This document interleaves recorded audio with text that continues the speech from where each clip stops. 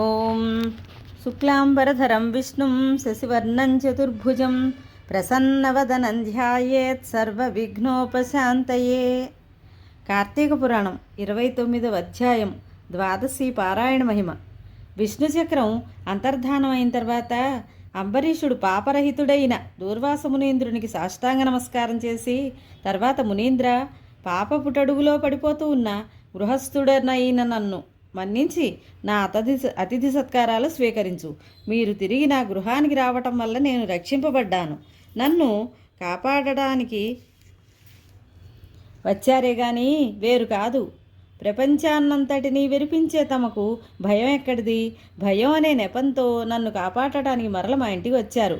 మరల దర్శనమిచ్చి నా ప్రాణదానం చేశారు అంటూ ఉన్న అంబరీషుని దూర్వాస మునీంద్రుడు కౌగిలించుకొని ఆనందంతో, రాజా, ప్రాణదాత తండ్రి అనబడతాడు. నీవు నా ప్రాణాలు రక్షించావు కాబట్టి నీవు నాకు తండ్రివి. నేను నీకు నమస్కరించినట్లయితే నీ కష్టాలు ప్రాప్తిస్తాయి. కాబట్టి నమస్కరించకూడదు.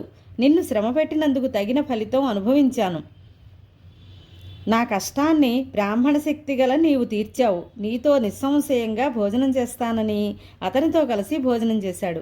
ధర్మజ్ఞుడైన దూర్వాసుడు దయాళుడును ధర్మములను ఎరింగినవాడును విష్ణుభక్తుడు అయిన అంబరీషుని పరీక్షించాలనే ఈ ప్రయత్నం చేసి అతని భక్తిని నిరూపించి అతన్ని పొగిడి వెడలిపోయాడు.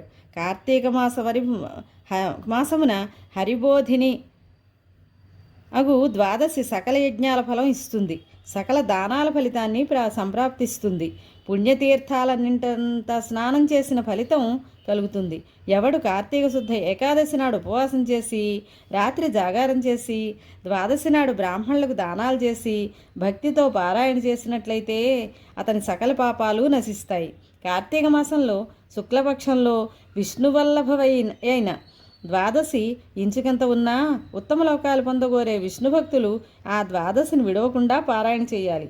కార్తీక శుద్ధ ద్వాదశి నాడు చేసిన దానం పారాయణ మహాఫలం ఇస్తాయి. ఈ ఉపాఖ్యానాన్ని శ్రద్ధాభక్తులతో వినినవాడు అన్ని పాపాల నుండి తొలగిపోయి పుత్ర పౌత్రాదులతో సకల సుఖాలు అనుభవించి ఉత్తమగతిని పొందుతాడు అని అత్రి మహర్షి అగస్త్యునికి వివరించారు. ఇది శ్రీ స్కాంద పురాణాంతర్గత కార్తీక మహాత్మ్యమందలి 29వ అధ్యాయం సంపూర్ణం. స్వస్తి.